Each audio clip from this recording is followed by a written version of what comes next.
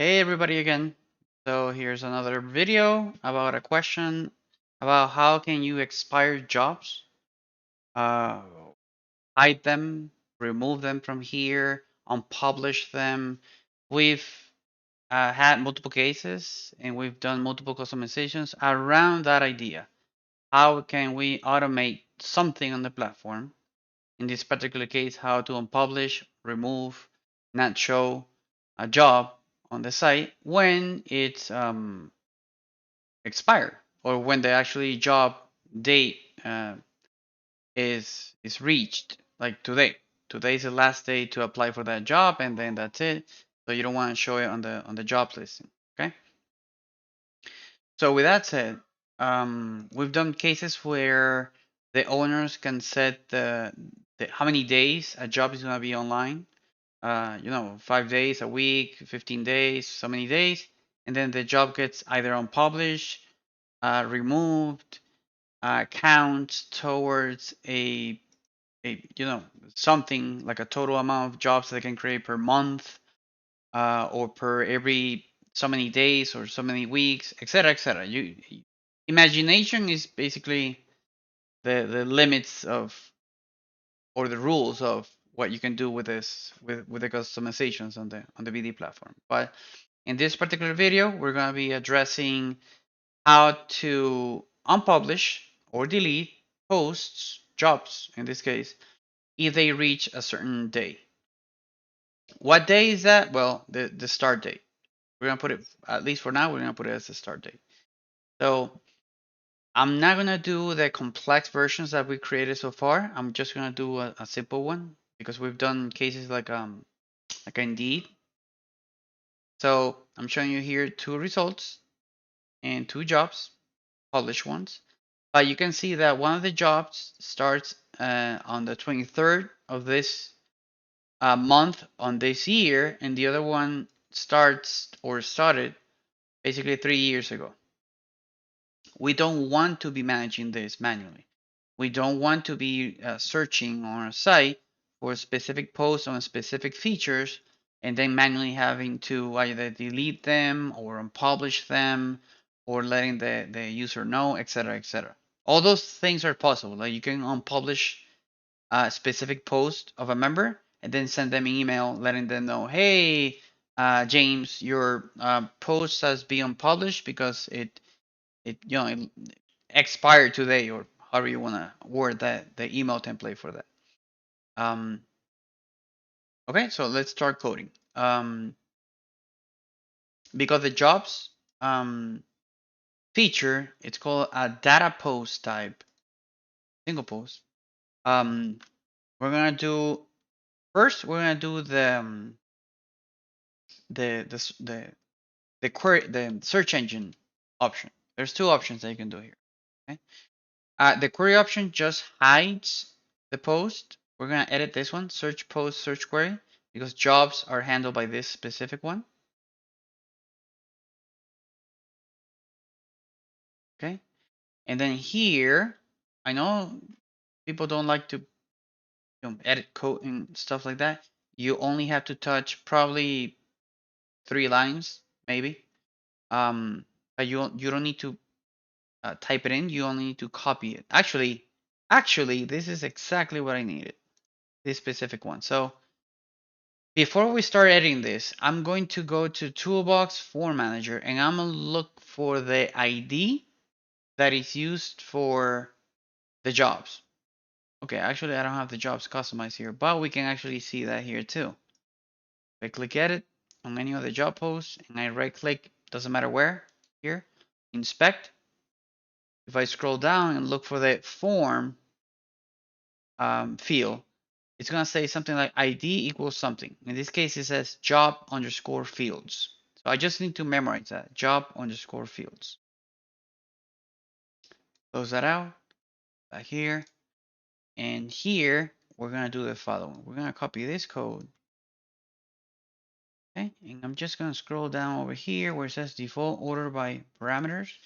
I'm just going to press some enters there. I'm going to put this here. I'm going to put another curly brace here. That's all. That's all that I'm editing here. And I'm gonna delete this line. Well, actually, sorry, because we're doing the start date. Jobs have this specific. I'm gonna remove this comma. So again, I'm removing this line, the expiry date one, and then I'm also removing this comma here. That's it. Now I'm going to put here job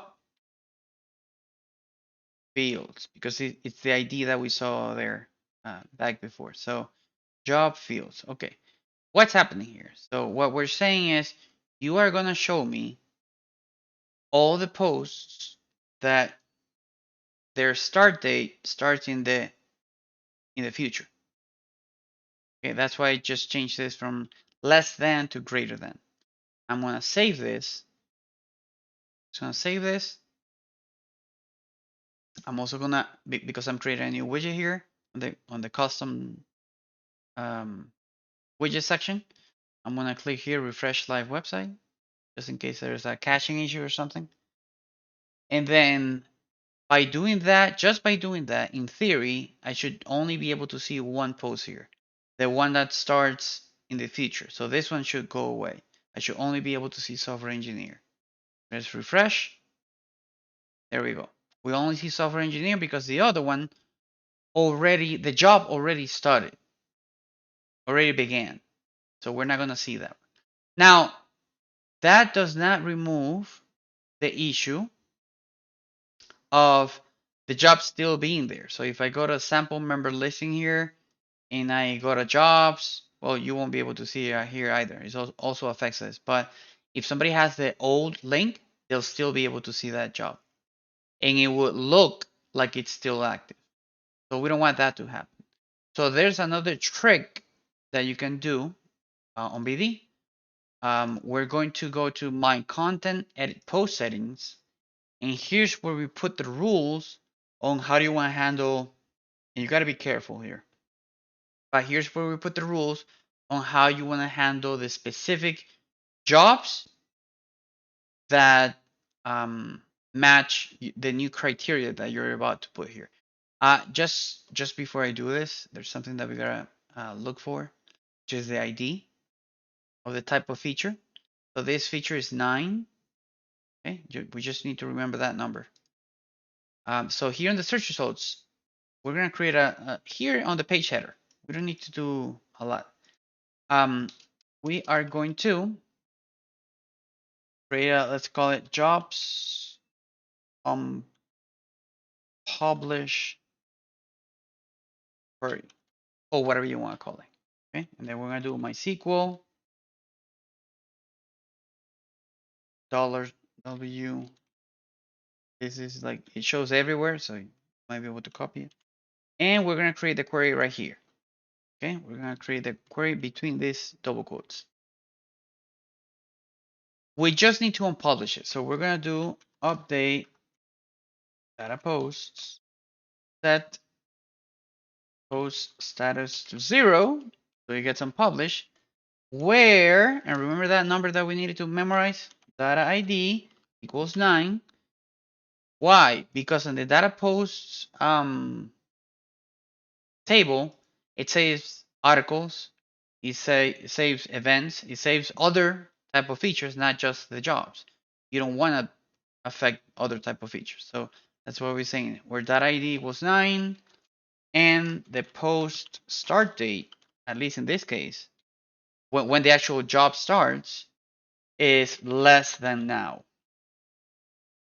Which means if today arrives and there's a job that started yesterday, just remove it. Actually, we should say less than or equals to now or something like that. But you could do it like that, just in case. So this is gonna update the status of those jobs that actually reach their end or the expiring date. Okay, when the jobs actually goes live and nobody can apply to it because the deadline. That's what we're talking about here. The deadline already arrived. So we refresh this. While that's being saved, I'm just going to refresh this here so you can visually see that the job is here. only one is showing, but there's two active ones. If I refresh this, it says that there's two published one. Now, why did this one go to draft? Because I'm a dummy. I just refreshed this page, and that automatically executed this here. I'm gonna comment this out, save it. I'm going to publish this one because I want you guys to understand that there's two differences between both of these techniques. There's more techniques, more powerful, flexible, automated ones. But here you got this too. I'm just going to refresh this page again. If we use the technique about the search engine, then it only shows you the ones that are still active. Their start date is in the future, but it does not affect the published status. They're both going to be published, still published. Now, if I do execute this, it will check for the status of them. And if they're in the past, when the actual job, when the deadline for the job hits, it unpublishes them. It unpublishes all the jobs automatically. So again, I'm going to refresh here, and you're going to see that the two are published. I'm just going to refresh this page, and that's going to trigger that query that I created. So now if I come here, this one is going to show unpublished. Both type of techniques can be used separately. The one that I use here, if you don't care about not notifying the members because they will actually need to be notified in some way or another one, you can execute this one because this is going to automatically unpublish those posts that ended, their deadline arrived. And to show you that, I'm going to delete this customization that we did here for the search engine, and that code, it's still going to kick in. So I'm going to refresh this. Yes. Now we got two published jobs again. You can see it here. And the only code that we have anywhere customized is this single line. I don't have anything else there. That's all that I got. So again, I'm going to refresh here. Whenever somebody comes to the site and they're like, okay, I want to see the jobs that are available, still available. Okay. You see these two? Awesome. Let me double check here. We refresh and then it goes away. Okay. You saw it here for a second again because they do the same work in a different way. One hides it automatically, but it doesn't unpublish it. The other one unpublishes it, but it doesn't have enough time to not show it here. So the first time that they show this listing, it will show. The next time, it won't. Okay? So that's why I actually put those two together. Okay, so this one will actually unpublish it and vouch for that here by just refreshing this. There you go.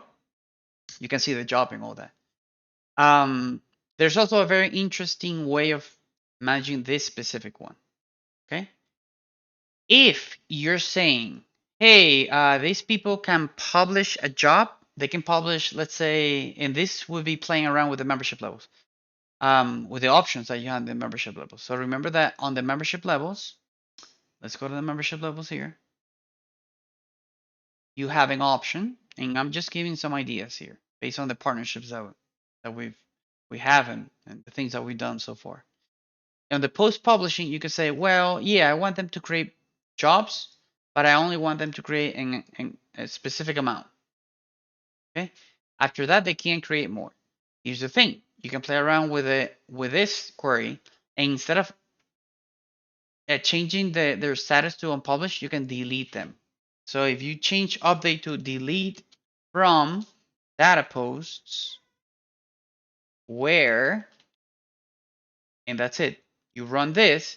This is going to delete all the jobs that have expired. So every time those same owners come here, they're not going to see the jobs that expire. And you can put a little warning on editing the form, of course, saying after the job expires, it will get deleted. There's some cases that I've seen where they actually need it like that. So that basically forces the member to be, to be there, to be on the site every so often. But this is just an option. Delete from database where the type of data is a job and the post start date it's in the past, meaning expired. That's it. That's all. So hopefully here you have multiple ideas. Again, for this to actually work beautifully, so that the first time that they refresh this, they don't see. I'll show it to you. They don't see the expired job. Let's edit this here. Would be what do they here? That I want everybody to get a clear idea of what's happening here. I'm gonna refresh this. I see both jobs, and then the query, this query, this one just kicked in. Okay, it just kicked in. Now, the next time somebody comes here, they'll see it like this. But if you don't want that to happen, then you also have to leave the code that I did for the search engine. By doing both, you hide it the first time that it gets expired, so it doesn't show, but it also doesn't get unpublished. But then this one also takes care of the unpublished part. So with both, you take care of both ideas, and now you've automated the whole process for yourself. Again, I'm showing you all this. Remember that I'm a system engineer, specialized in process automation, in software, and also in machines and stuff. And by doing this idea, you can also apply it to other posts, other features. Don't limit yourself to just exactly what I'm showing you here. It also applies for others. That same code, just in case, can be applied to video, weblog article, community article, well, the jobs, the events, the coupons. There's several that can be applied to. There's others that it can't do because they support multiple images and they're handling a different way, almost in an identical way. But you get the gist. You get the idea. Okay. So hopefully this will serve and help the community in the Facebook Brilliant Directories help group. And think positive as always. Big hugs to all.